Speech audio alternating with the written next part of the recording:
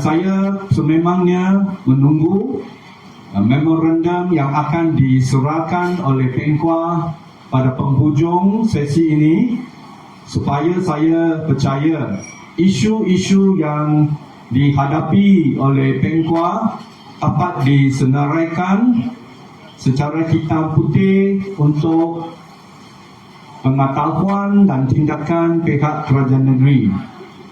Tidak dapat dinafikan sektor peternakan ikan sangkar dan kolam laut adalah satu sektor yang penting di daerah seberang perai selatan khususnya. Dan tadi Datuk Goh, Encik Lee juga mengongsikan bahawa hasil daripada penternak di seberang perai selatan ini boleh dikatakan menduduki tempat yang atas di kalangan sektor peternakan di seluruh negara kita. Bayangkan negeri yang begitu kecil, dapat kita menyaksikan satu sektor yang begitu rancak atas inisiatif dan usaha berbagai pihak, agensi, persekutuan maupun negeri. Dan Encik Yusof dari Perikanan, saya percaya senantiasa menjadi pegawai yang memantau kemajuan sektor ini di negeri Pulau Pinang. Di samping ahli Exco Agroteknologi Dr. Nolela setelah mengambil alih portfolio ini sejak 2 tahun lebih dahulu. Dan saya percaya mungkin ada kelemahan dari segi komunikasi. Saya dapat tahu bahawa Dr. Nolela senantiasa ada mesyuarat dengan agensi-agensi berkaitan, Maju Ikan, Jabatan Perikanan, Pejabat Daerah dan Tanah dan sebagainya untuk melihat dan menangani isu-isu dalam sektor ini. Inisiatif yang terbaru hasil dari stakeholders engagement dengan penternak adalah melihat tentang alternatif kawasan yang boleh diterokoi bagi kawasan-kawasan baru, supaya kawasan-kawasan yang sedia ada yang mungkin hadapi isu pencemaran dapat juga ditangani dengan berkesannya.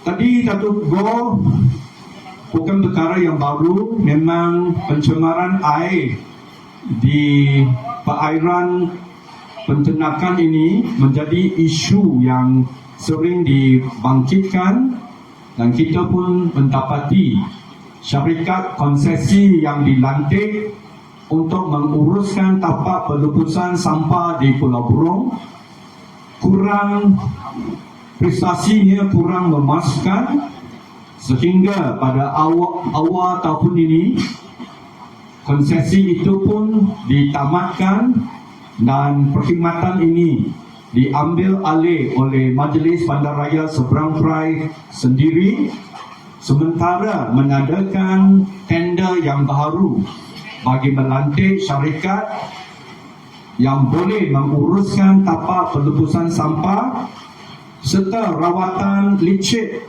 yang menjadi satu cabaran bagi mana-mana tapak pelupusan dapat ditangani secara teknikal dan saintifiknya. Jadi saya sememangnya setuju persatuan ini serta penternak menghadapi isu-isu tentang TOL dan sebagainya, dan sememangnya pihak pejabat daerah dan tanah senantiasa membangkitkan isu-isu sedemikian. Saya menunggu memorandum yang mungkin sudah pun menggariskan isu-isu berkenaan. Jadi tuan-tuan dan puan, tentang isu-isu yang sering dibangkitkan oleh wakil-wakil persatuan di kawasan Bukit Tambun ini ialah isu kesesakan lalu lintas. Kawasan ini dipisahkan oleh beberapa jalan penting dari utara ke selatan. Pertamanya, Lebuh Raya Persekutuan FT01 yang mungkin bagi kawasan Batu Kawan ini mula dari Perai, Bukit Tengah sampai ke Simpang Ampat dan seterusnya menuju ke selatan Nibong Tebal dan Negeri Perak dan seterusnya. Dan satu lagi adalah Lebuh Raya Utara Selatan yang juga memisahkan seluruh kawasan di Batu Kawan ini, khususnya Bukit Tambun, yang perlu kita kalau dari satu sudut dari timur ke barat perlu melintasi dua lebuh raya yang penting. Dan maklumlah, akses masuk dan akses keluar lebuh raya dan Lebuh Raya Utara Selatan dan Lebuh Raya Persekutuan, aksesnya adalah terhad pada masa kini.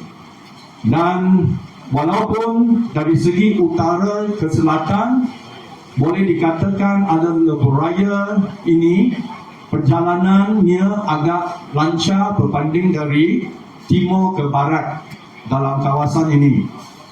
Jadi semalam dalam satu perjumpaan di mana Datuk Gor juga membangkitkan isu ini, saya ada menyatakan isu ini perlu ditangani secara holistiknya, iaitu perlu ada satu kajian yang menyeluruh dan mencadangkan penyelesaian-penyelesaian yang boleh menjuraikan dan melancarkan trafik yang berada di kawasan ini.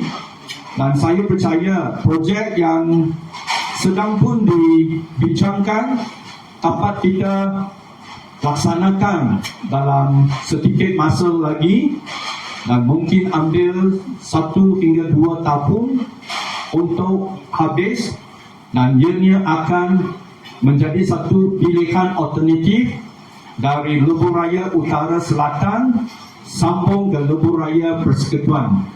Kita akan mengumumkan betul-betul dengan lebih lanjut nanti selepas pilihan raya.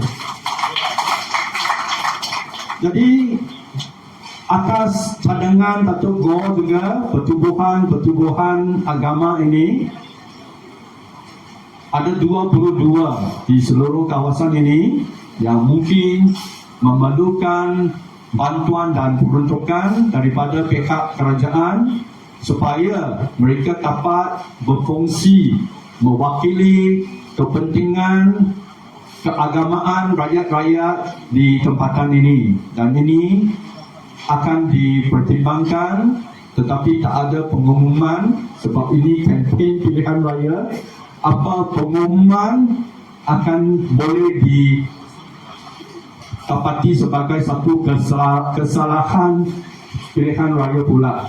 Susah-susah menang, tetapi kalau ada petition, kita akan menghadapi kesulitan nanti. Jadi kita harap semua boleh sabar, dan kita akan mengambil isu-isu yang kita pungut semasa kempen ini untuk dilihat dengan seriusnya, dan apa yang boleh dilakukan secara cepat akan dapat kita lakukan dengan cepat. Ada yang mungkin memerlukan sedikit perancangan, maka ianya akan mengikuti proses yang sewajarnya.